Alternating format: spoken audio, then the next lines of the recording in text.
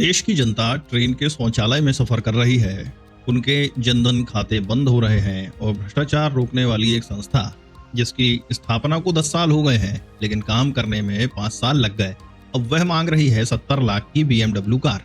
ये कौन सा आत्मनिर्भर भारत है भाई?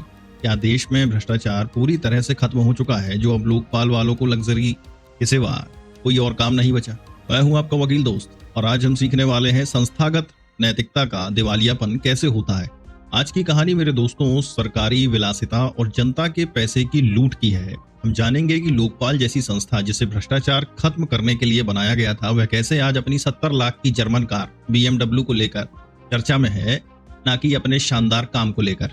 इस वीडियो को अंत तक देखिएगा क्योंकि आज हम सिर्फ BMW पर नहीं बल्कि उन तमाम संस्थाओं पर सवाल उठाएंगे जो जनता के पैसे पर तो मौज करती हैं लेकिन काम के नाम पर शून्य। आपको पता चलेगा कि जिस देश में टैक्स देने वाला मर रहा है वहां रिटायरमेंट के बाद भी मौज कैसे मिलती है। तो चलिए शुरू करते हैं न्याय और नैतिकता के बीच का यह शानदार व्यंग। आत्मनिर्भर भारत का जर्मन सपना। भाई साहब ये देखिए, एक तरफ हमारे प्रधानमंत्री 26 अगस्त को वडोदरा में मारुति की फैक्ट्री में जाकर आत्मनिर्भर भारत का दमदार भाषण देते हैं और ठीक 2 महीने बाद 16 अक्टूबर को भ्रष्टाचार रोकने वाली संस्था लोकपाल अपने 7 सदस्यों के लिए 70 लाख प्रति कार की दर से BMW के लेटेस्ट M स्पोर्ट्स मॉडल का टेंडर निकाल देती है। अब देखो, जनता को चूरन आत्मनिर्भर भारत का और जनता के पैसे से शौक जर्मन कार का। इसे कहते हैं जनता के पैसे से खुद का सपना पूरा योजना। गनीमत है इन्होंने 1.5 करोड़ की कार लेकर हम पर एहसान नहीं किया। ये देश की जनता के साथ मजाक नहीं बल्कि नैतिक करप्शन है। अब चलिए लोकपाल का काम 10 साल में क्या हुआ ये समझते हैं। इस 70 लाख की कार में बैठने वाले लोग ऐसा कौन सा महान काम करते हैं कि उन्हें इतनी विलासिता चाहिए? लोकपाल का गठन जनवरी 2014 में हो गया था लेकिन पहला अध्यक्ष 5 साल बाद यानी मार्च 2019 में नियुक्त हुआ। पहले अध्यक्ष मई 2022 में रिटायर हो गए और उसके बाद फरवरी 2024 तक लगभग 2 साल तक यह कुर्सी खाली रही। भ्रष्ट अधिकारियों की जांच करने वाली इन्वेस्टिगेटिंग विंग का गठन 10 साल बाद सितंबर 2024 में किया गया। जिस संस्था को अध्यक्ष मिलने में 5 साल लग गए, जांच विंग बनाने में 10 साल लग गए, उस संस्था के नए अध्यक्ष को BMW क्यों दी जा रही है? इन्हें सिर्फ उसे ऑटो दे दो। कार्मिक विभाग के राज्य मंत्री डॉक्टर जितेंद्र सिंह ने संसद में जो जवाब दिया उसे सुनकर आपका माथा ठनक जाएगा।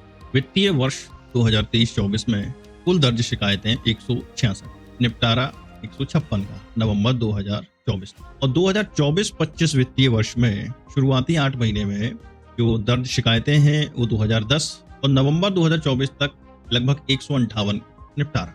देश भर में भ्रष्टाचार फैला हुआ है लेकिन लोकपाल के पास शिकायतों की संख्या मात्र 200 से 150 है। अब इनकी शिकायतें इतनी कम है कि अगर एक सदस्य हर दिन एक शिकायत निपटाए तो पूरे साल फ्री रहे। शायद इसलिए इन्हें 70 लाख की BMW चाहिए ताकि खाली वक्त में लॉन्ग ड्राइव पर जा सके। द हिंदू की रिपोर्ट बताती है कि 5 साल के कार्यकाल में लोकपाल ने सिर्फ 24 मामलों में जांच के आदेश दिए और केवल 6 मामलों में मुकदमा चलाने की अनुमति दी और 90% से ज्यादा मामले तो सिर्फ इसलिए रिजेक्ट कर दिए गए क्योंकि वे सही फॉर्मेट में नहीं थे। यानी भ्रष्टाचार को उजागर करना तो दूर, लोकपाल ने फॉर्मेट सुधारने में ज्यादा मेहनत की है। अब एक तरफ लोकपाल के बजट में 34% की कटौती कर दी गई लेकिन कार के बजट पर कोई फर्क नहीं पड़ा। दूसरी तरफ देश की जनता का हाल देखिए। सरकारी बैंकों में खोले गए 26% जनधन खाते बंद। त्योहारों में जनता शौचालय में सफर कर रही है। बोगी में इतनी भीड़ है कि शौचालय तक नहीं पहुंच पा रहा आदमी। क्या यही है प्रधान सेवक का नाटक? खत्म होने के बाद आया सुविधाओं के सेवन का दौर। सिर्फ लोकपाल ही नहीं, CVC की रिपोर्ट बताती है कि 2023 में सबसे अधिक करप्शन की शिकायतें रेल विभाग से आई, 10,000 से ज्यादा। और CBI का हाल यह है कि भ्रष्टाचार के 7,000 मामलों में जांच ही पूरी नहीं हो पाई और 2200 से ज्यादा मामले 10-20 साल से ट्रायल के स्तर पर अटके हैं। ये भ्रष्टाचार के खिलाफ लड़ाई नहीं बल्कि एक शानदार खेल है। लोकपाल अधिनियम 2013, आम बोलचाल में लॉ को समझिए। लोकपाल और लोकायुक्त अधिनियम 2013 को इसलिए बनाया गया था ताकि केंद्र सरकार के उच्च पदों पर यहाँ तक कि प्रधानमंत्री के खिलाफ भी भ्रष्टाचार की शिकायतों की निष्पक्ष जांच हो सके। यह संस्था ऑटोनॉमी, स्वायत्तता रखती है। लेकिन यहाँ विडंबना क्या है? कानून ने तो शक्ति दी लेकिन संस्था ने काम करने की इच्छा शक्ति नहीं दिखाई। लोकपाल को इतनी शक्ति है कि वह प्रधानमंत्री के खिलाफ शिकायतों को भी स्वीकार कर सकती है। पिछले 3 साल में ऐसी 3 शिकायतें मिली हैं पर नतीजा क्या हुआ? 0। कानून के प्रावधान धरे के धरे रह गए और भ्रष्टाचार रोकने की संस्था सिर्फ अपने सदस्यों की विलासिता 70 लाख की BMW पूरी करने का माध्यम बन गई। तो दोस्तों, आज की इस कहानी का सार क्या है? तृणमूल सांसद साकेत गोखले ने सही कहा। लोकपाल ने अपने बजट का 10% तो सिर्फ कार खरीदने पर खर्च कर दिया। जिस संस्था का काम इतना खराब है उसे मार्केट की सबसे अच्छी कार चाहिए, औकात इनकी ऑटो में घूमने की है। सवाल यह नहीं है कि BMW अच्छी है या बुरी, सवाल यह है कि लोकपाल को यह BMW क्यों चाहिए। जब काम चोखा ना हो तो कार तो शानदार होनी ही चाहिए, ताकि रिटायरमेंट के बाद मौज से जिंदगी कट सके।